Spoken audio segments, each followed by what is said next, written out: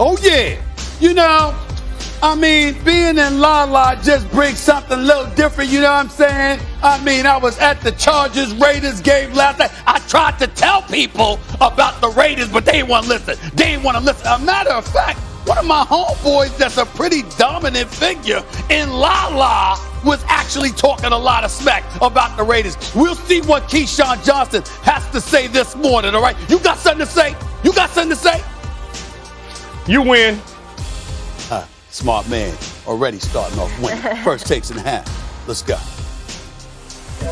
The Raiders and Chargers clash for an AFC West shootout. Look at the stats, putting them numbers up. I run it up, run it up, run it up, run it up, run it up, run it up, run it up. Touchdown! It's Eckler on the wheel, and the Raiders have a pulse here. I run it up, run it up, run it up.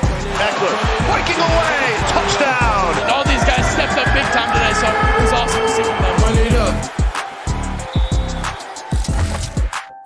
Good day. What's going on, everybody? Welcome to First Take. Thank you for being with us. Keyshawn Johnson here with us. And, of course, Stephen A. Smith, loving life out here in L.A. Had fun at the game last night. That's right. Key, how we doing? Is he? You all right, Key? I'm good. I'm good, man. I'm good. I get it. The Raiders, the Raiders didn't do what I thought they would do last night, given the fact that it was an away-home game for them. I get it.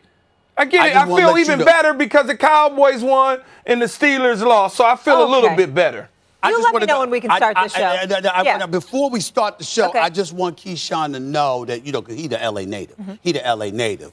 But last night, the Chargers hosted me. I mean, I was treated quite lovely, I might add. So far is all that in a bag of chips. Listen. The arena is sensational. The owner suite, You're kind of a big deal. I mean, that suite, the hospitality, first class. The Chargers showed up and showed out. You saw the fellas greeting me to L.A., welcoming me to L.A., and then last night they did the same. I usually thought treatment like that was reserved for you, Keyshawn. Evidently, they think there's a new brother in L.A. I just wanted to let you know that. I just wanted to let you know. You take it. You receive it. Listen, I enjoyed my room service in my bed, but it wasn't SoFi, that's for sure. All right, the Chargers took down the Raiders 28-14. That was behind another 3-touchdown performance from second-year quarterback Herbert.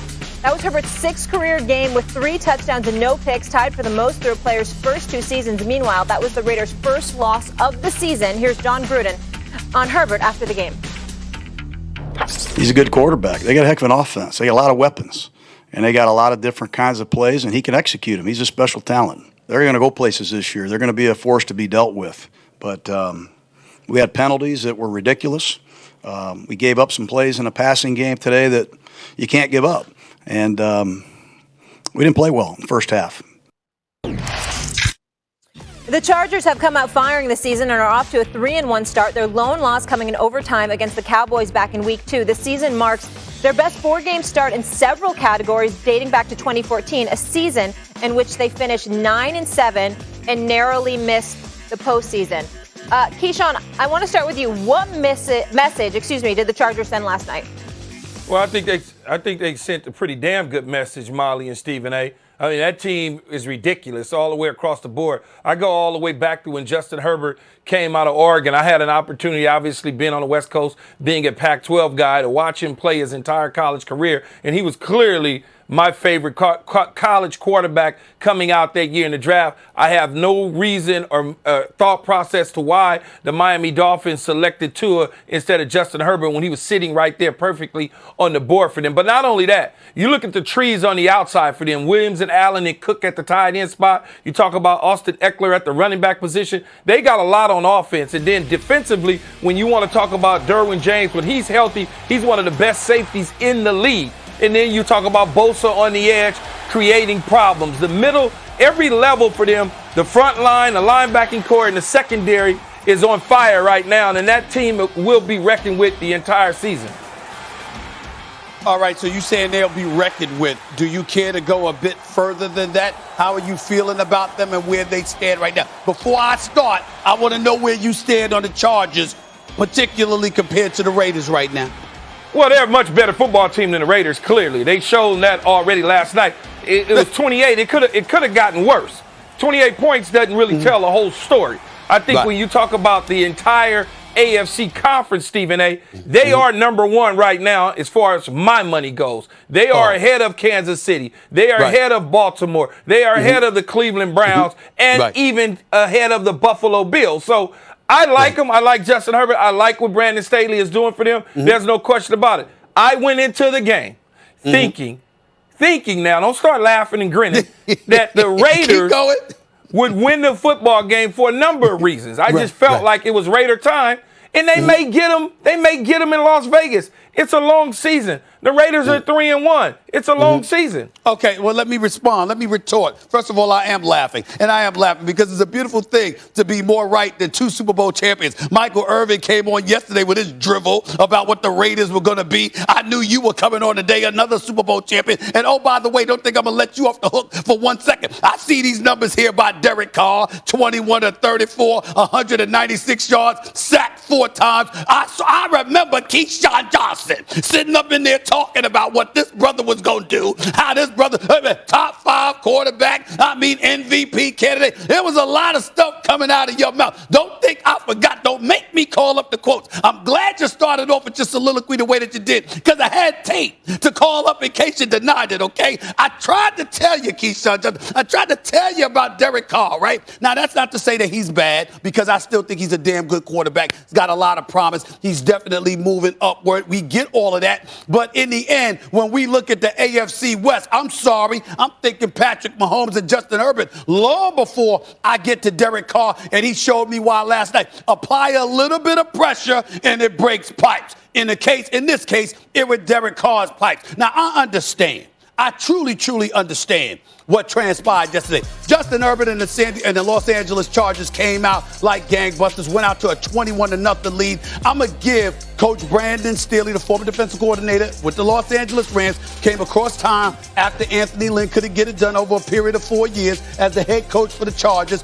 Brandon Staley clearly looks the part. He looks a little Sean McVay-ish per se, and definitely he's got the moxie and the guts. When he went for a 4th and 2, in the fourth quarter, when you know the Raiders are down 21-14, and you got to stave them off because they're gaining some momentum, what does Brandon Staley do? He sits there and calls Justin Herbert's number. He said, I believe in this kid. I believe in you. Get that first down. And that's exactly what he ended up doing, which was a beautiful, beautiful thing to do. And ultimately, Eckler ended up scoring a touchdown and sealing the deal. In the end, when we look at Derwin James on the defensive side of the ball with Bosa, when we look at Herbert on the offensive side of the ball with Keenan Allen and Eckler and those boys, this team is a legitimate team. I think one can make the argument that right now they're the best team in the AFC, and I am so happy they exposed the Raiders to do so. As an aside, Keyshawn, I'm at the game last night, and I have no idea why they put me up on the big board. I don't know, the Jumbotron. They showed my face in the whole bit,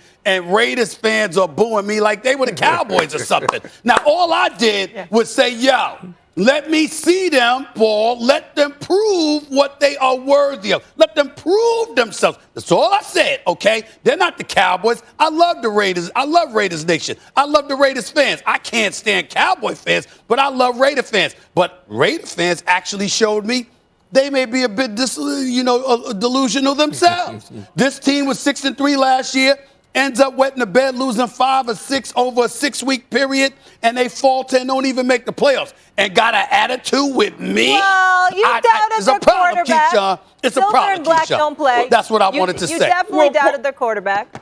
Well, part of the problem is you doubting them too much when they're headed in the right direction. Yes, the Chargers won. Yes, the Chargers are the leader of the pack in the AFC, in my opinion. But they, too, could come back to earth. We've seen the Chargers in the past, too, now. Let's not get it twisted, Stephen A., where they've been really good, and then all of a sudden they faded down the stretch. So it's a long season. There's no question about it. Did Derek Carr prove you wrong last night? Yes. Did I turn off the game when he threw the interception to Derwin James? Yes. All of that is true. There's no question about that. But you cannot deny that this team in the Raiders is headed in the right direction. When you look at the victories, when you look at the Baltimore defeat, you look at the Pittsburgh defeat at a time when we all thought Pittsburgh was okay. And then you look at the tough battle that they had against the Miami Dolphins. You got to tip your hat to them and say, okay, they're 3-1. I mean, wait a minute. When you talk about they going in the right direction, how much room is there? It's a whole bunch of room to go in the right direction.